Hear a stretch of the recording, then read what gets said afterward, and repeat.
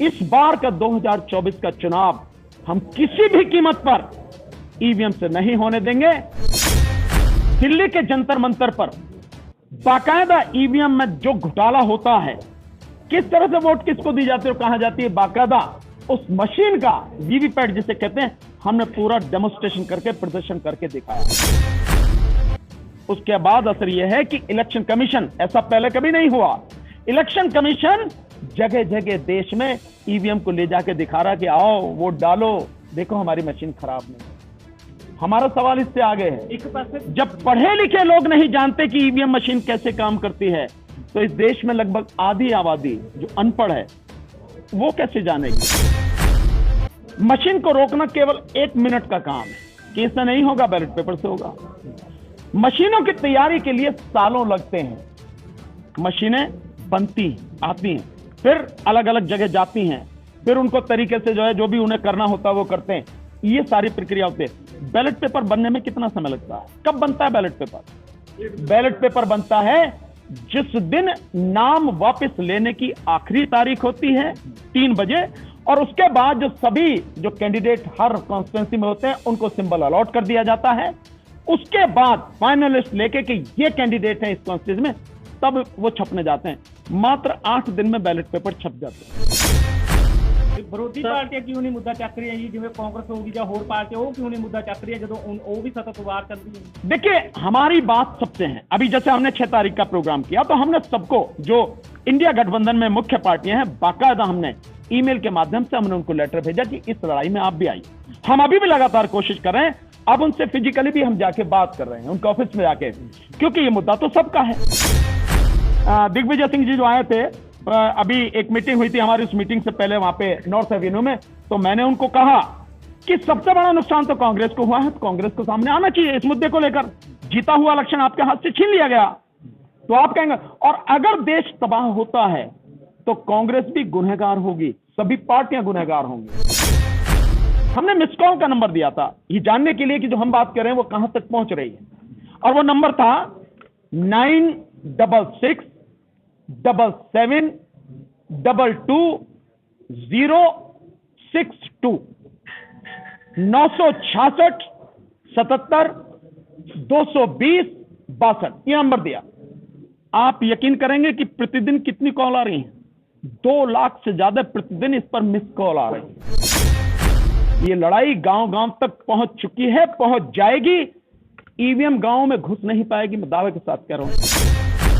जब इस देश के प्रधानमंत्री पर प्रतिदिन 43 से 45 करोड़ रुपए केवल उसके प्रचार पर खर्च होते हैं, तो पैसे की कमी है? नहीं, कोई पैसे की कमी नहीं है। इसके अलावा अगर डेमोक्रेसी को बरकरार रखने के लिए, संविधान को बचाने के लिए काउंटिंग में 2 से 4 दिन और लग जाते हैं तो क्या फर्क पड़ता? हालांकि इतने लगेंगे नहीं। मैं आपको इसका उदाहरण बताता हूं। यह बात जब आई कि भाई वीवीपैट की पर्चियों की गिनती होनी चाहिए, तो चुनाव आयोग की तरफ से क्या उत्तर दिया गया था सुप्रीम कोर्ट में? उसने कहा था इसमें थोड़ा सा खर्चा होगा, हमें इंतजाम थोड़ा बड़ा करना पड़ेगा, और 4 से 5-6 दिन और लगेंगे। एक देश को, इतना बड़ा देश, दो मदर ऑफ डेमोक्रेसी कहा जाता है, उस देश में डेमोक्रेसी को बचाने के लिए क्या ये बहुत बड़ी कीमत है? नहीं है कि डेमोक्रेसी बचेगी तो ही देश के तमाम लोगों के अधिकार बचेंगे, नहीं तो बचेगा कुछ नहीं।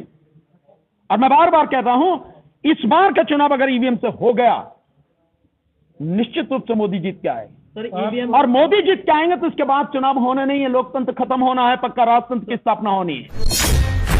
सर, ईवीएम तो ਹੁਣ ਤੁਸੀਂ ਮੁੱਦਾ ਚੁੱਕਿਆ, यूपी ਦੀ गवर्नमेंट में ईवीएम सिखाते, लेकिन ਹੁਣ ਜਦੋਂ मुद्दा क्यों चुकाया जा रहा है? नहीं, मैं नहीं जानता कि उनके समय में क्यों किसी ने नहीं किया। मुझे जो लगा, जिस दिन से 30 मई 2019 से, जब 2019 का लोकसभा चुनाव हुआ, उसके बाद जो सारी गड़बड़ियां सामने आई, हमने उस दिन से मुद्दे को लिया, और उस दिन के बाद से हमने 2019 में ही जंतर मंतर पर 5 बार प्रदर्शन किया और 4 बार राष्ट्रपति को ज्ञापन दिया, और उसके बाद से हम लगातार इस मुद्दे को उठा रहे हैं। अगर कोई नहीं उठाता तो इसका मतलब यह नहीं है कि मैं भी नहीं उठाऊं, और अगर पहले नहीं उठा तो इसका मतलब यह भी नहीं है कि अब नहीं उठाया जाए। अब मुझे आप बताइए, मैं आपसे सवाल पूछता हूं, द क्विंट ने यह सवाल पूछा 2019 के चुनाव के दौरान, चुनाव होने के बाद जिस समय वोटों की गिनती हो रही थी, 23 मई 2019 को जो इलेक्शन कमीशन की वेबसाइट पर डाटा पड़ा था, वो डाटा बताता था कि 373 पार्लियामेंट्री कॉन्स्टिट्यूंसी में 8,000 से लेकर 18,000 वोटें ज्यादा या कम थी। क्विंट ने पूछा ये क्या है? 4 बार उन्होंने लेटर दिया, इलेक्शन कमीशन ने उनके किसी लेटर का जवाब नहीं दिया, बल्कि 3-4 दिन बाद वो आंकड़े ही वहां से हटा दिए गए, वो डाटा ही वहां से डिलीट कर दिया गया। अगर आप सही हैं तो क्यों नहीं करते हैं? जो चुनाव हुआ है विधानसभा का चुनाव 5 राज्यों में, एक कैंडिडेट जो राजस्थान में था और एक कैंडिडेट जो मध्य प्रदेश में था, दोनों कैंडिडेटों के बूथ में, जिस बूथ पर वो खुद हैं, उनका वोट जहां है, उस बूथ में उनका वोट जो शून्य निकला। मैं मान सकता हूं परिवार के लोग ना दें, लेकिन जो कैंडिडेट है वो भी नहीं देगा अपने आप को वोट, शून्य कैसे निकला? और फिर यही सवाल, अगर पोस्टल बैलेट में 199 सीटों पर कांग्रेस आ गए हैं, तो ईवीएम की गिनती के बाद ये उलट कैसे गया सारा? केवल यहीं तक नहीं रुके वो, वन नेशन वन इलेक्शन, उसके आगे बढ़ गए हैं। दिल्ली में पोस्टर लगे हुए हैं, वन नेशन वन लीडर, मतलब एक वही व्यक्ति है इस देश में, मोदी का फोटो लगा हुआ बाकायदा, यही सब कुछ है। सो ये जो वन नेशन वन इलेक्शन है, कैसे संभव है? मैं आपसे बताऊं, संविधान ये कहता है कि अगर विधानसभा का चुनाव हुआ है तो विधानसभा का चुनाव 5 साल बाद होगा। अगर विधानसभा भंग नहीं कर दी गई है, कोई ऐसी आपात स्थिति नहीं, 5 साल बाद। सपोज अभी आपके यहां पे चुनाव हुए पंजाब में, तो ये पंजाब के चुनाव 5 साल बाद होने हैं ना, अभी करा दिया जाए तो क्यों करा दिया जाए भाई? जिन राज्यों में अभी 5 राज्यों में अभी चुनाव हुए हैं, आप करो वन नेशन वन इलेक्शन, तो उसके साथ आप चुनाव कराना चाहते, क्यों करा दिया जाए? इसको चलने दो ना, पूरे 4.5 साल 4.5 साल हैं, क्यों? क्योंकि संवैधानिक व्यवस्था है। तो जो मोदी सरकार काम कर रही है और जो मोदी जी प्रचार कर रहे हैं, वो पूरा का पूरा संविधान के विरुद्ध है, जिसे बर्दाश्त किसी सूरत में नहीं किया जाएगा। इतना समय हैगा कि छोटी मीटिंग ये उभर पाएगा ज्यादा? समय की कोई कमी नहीं है, संविधान में प्रावधान है, अगर स्थिति हो तो इलेक्शन को 6 महीने तक आगे टाला जा सकता है। तो जो ये बताया जा रहा है, जो कहा जा रहा है, ये उन लोगों के लिए तो ठीक है, उनको बहका दिया जाता है जो संवैधानिक व्यवस्था को नहीं जानते, जो कानून को नहीं जानते कि साहब ये है स्थिति, इस वजह से होगा, इतना खर्चा। ऐसा कुछ भी नहीं है। संविधान में हर तरह की व्यवस्था है कि अगर परिस्थिति ऐसी है तो आपको क्या करना है। समय की कोई कमी नहीं है किसी भी तरह की।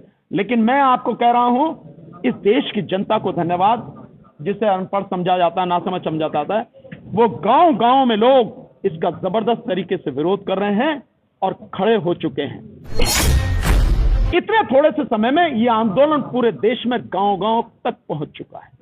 समय की कोई कमी नहीं। और मैं समझता हूं, आज जब मैं यहां हूं तो किसान मोर्चा के, संयुक्त किसान मोर्चा के साथी और आदरणीय बूटा सिंह सादीपुर साहब जो हमारे साथ में हैं, भाई साहब रविंदर पाटियाला जी हमारे साथ में हैं, कीर्ति किसान यूनियन से, और संयुक्त किसान मोर्चा के आगू हैं, ये सब अब जब साथ में हैं, भाई हमारे साथ में प्रभजीत पाल जी हैं, सब लोग साथ में, तो कितने आपकी एक आवाज। मैं तो कहूंगा आप मेरे से सवाल पूछने के बजाय आप आपसे ही पूछिए। मैं तो चाहूंगा कि घोषणा यही प्रेस कॉन्फ्रेंस के सामने होनी चाहिए कि पूरा संयुक्त किसान मोर्चा इस आंदोलन का समर्थन करेगा।